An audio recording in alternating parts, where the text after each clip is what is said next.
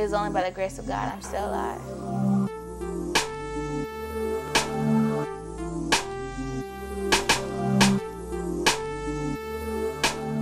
God definitely was there, and he definitely delivered me out of that situation.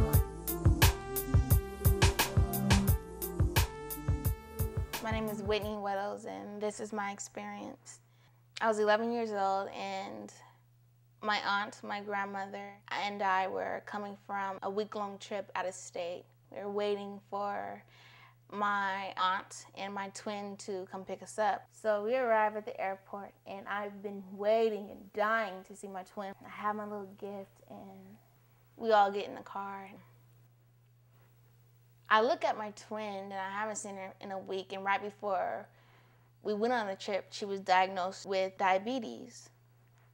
So I'm looking at her, and I don't recognize her. She looked really skinny and sickly, and she looked like death. We're on the freeway, and my aunt is speeding like crazy. I get this thought, and it comes out of nowhere. We're gonna crash. My name is Lauren Nelson. I am a political science major. I'm also the one that sells funnel cakes on campus. I had to be in high school, maybe about 10th or 11th grade, and basically I was on the bus, and there was these three guys, and they were just really being very disrespectful and just kind of taunting me and stuff. And there was a man on the bus who told them, you know, they needed to stop. And what happened was he had a gun on him. And so he told them that if they didn't stop, that he was gonna pull out the gun.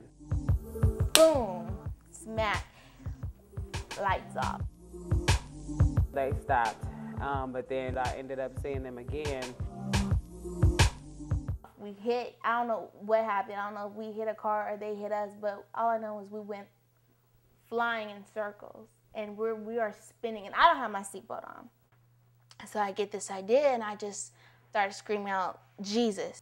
I'm screaming at the top of my lungs, Jesus, Jesus, you know.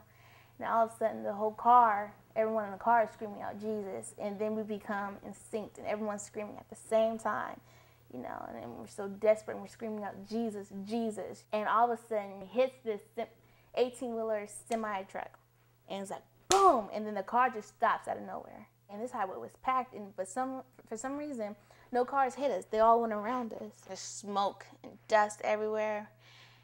And I look up, and I'm just, like, I knew I was going to survive, because when I was holding on, I felt like I was holding on to my life. The ambulance came, and it ended up that one of my aunts had a dislocated disc, and my other aunt had like a sprained neck. My grandmother had something sprained. It wasn't anything big. My twin was the only one in the whole entire car that nothing bad happened to.